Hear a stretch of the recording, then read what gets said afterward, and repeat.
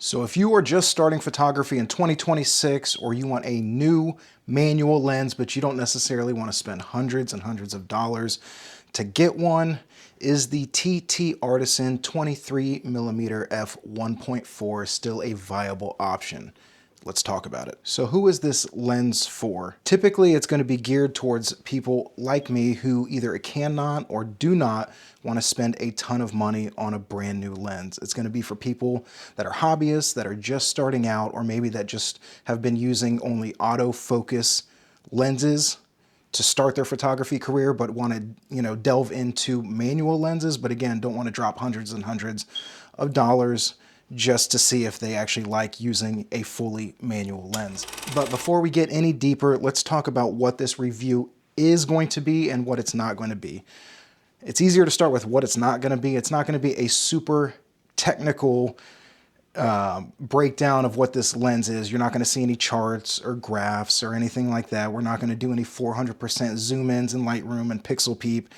It's going to be a review off of my personal experiences on this lens. I bought this with my own money, but it's going to be kind of my experience using it, and how I would assume, if you're watching this video, how you're going to use it for sharing photos with your friends and family, obviously probably some social media posts, things like that.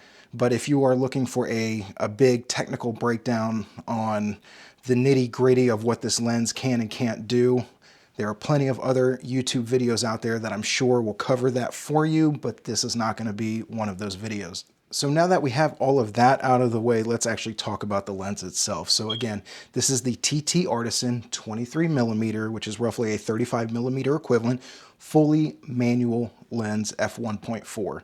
So by fully manual, what I mean is that if you look at the mount itself here, you see none of those gold colored electronic contacts that you would see on other either manual focus lenses or obviously your autofocus lenses. That's not going to be found here. This is a fully manual lens for, again, I use Fuji, but they also have it for the Sony E-mount, I believe for Canon, Leica, Nikon. You can find it, I think, in just about any mount style that you have, but again, I use Fuji, so that's obviously what we're using here. So you can actually get this lens brand new right now on Amazon for roughly $115. I actually got it less than that on mpb.com in their, I think it was considered like new or brand new type of quality, for it was less than 100. So you're looking at roughly 100, maybe to $120 or your local equivalent for this lens. So now that we have all of the basics out of the way, let's actually talk about the build quality of the lens itself. So surprisingly, for a lens this inexpensive, I was very surprised to find that it is an all metal lens, which you typically don't see in this price range. A lot of the times they'll either be plastic housing, or the mount itself will be plastic. A lot of the Fuji XC lenses actually have plastic mounts and the plastic frame or the plastic housing of the lens itself. So to actually see an all metal lens in this price range is pretty rare in my experience. It feels really good in the hand. It's very heavy. It's got a lot of weight to it. I wouldn't recommend obviously dropping it, but I think maybe if you dropped it from a relatively low height, you might be okay. I don't want to test that personally, but if you have before, let me know down in the comments below if it survived. But like I said, the lens quality, the build quality itself is very good. You'll see here that the numbers that kind of show your aperture and your focal distance. The one thing that I have, it's not a problem right now, but these are painted on. They're not etched in like you would find on more premium priced lenses. So if you end up using this over the upcoming months and years, and if it's part of your regular rotation, these may fade with time. Right now, like I said, it's not an issue, but just keep that in mind going forward. So one of the many things that I actually like about this lens and kind of the feel of it is you have a very satisfying click when you're setting your aperture. I don't know if you can hear it. but you get a very satisfying, like I said, click that lets you know that it's locked into the aperture that you want. However, the same can't necessarily be said for when you're trying to dial in your focus distance. It seems like when you're doing that, it may not translate onto the camera very well, but it's very easy to kind of move this ring a little bit and actually throw off your focus distance that you may have set before you started shooting. I know that even in my short time using this, I've missed shots that were completely out of focus because as I was holding my camera and kind of just walking, doing my thing, I would nudge the ring without realizing it, take a shot thinking that it was still set to the numbers that I had previously put it at, and then when I go into Lightroom to look at it later, it's out of focus and I missed the shot. So just keep that in mind. I've gotten into the habit now that I've used it for a few weeks, that every few minutes or so, or every time I move to a new location where I'm taking photos, I'll just take a quick glance down just to make sure that it's set to where I want it to be. But just keep that in mind also when you're first using it out, because like I said, it's easy to mess it up and then you don't even realize that you've done it.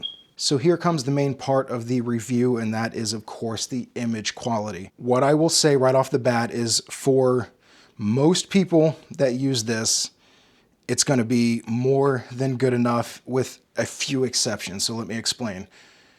Doing the type of photography that I do, which is typically street photography during daylight hours, this lens is more than good enough. If you set it to f5.6, f8, even up to f11, you're not going to have any issues. Like I said, we're not going to pixel peep, but even not pixel peeping, if you set it to the maximum aperture of f1.4, let's say you do a lot of nighttime shooting or low light shooting, I wouldn't necessarily recommend this lens. The reason being is that even without, like I said, zooming in and kind of picking apart the photo, it is very easy to tell, especially around the edges, around the corners. It gets very muddy and it gets very messy. And you can see that even at a normal viewing distance.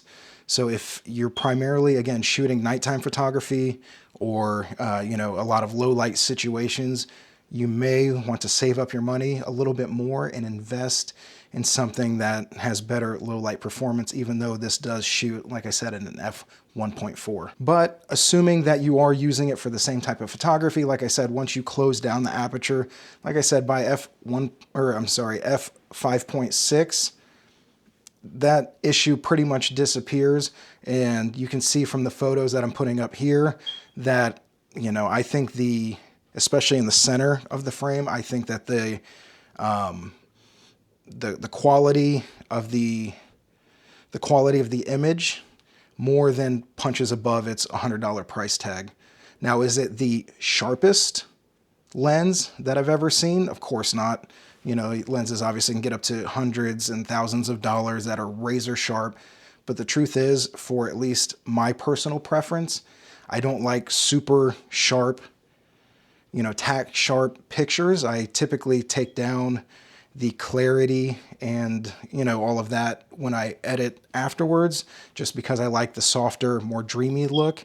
So if you like that editing style, not having a perfectly, like I said, tack sharp picture is going to be more than enough. And guys, that is pretty much it. For the amount that you spend, roughly $100, give or take, I think that this lens punches way above its weight, especially in quote unquote ideal conditions.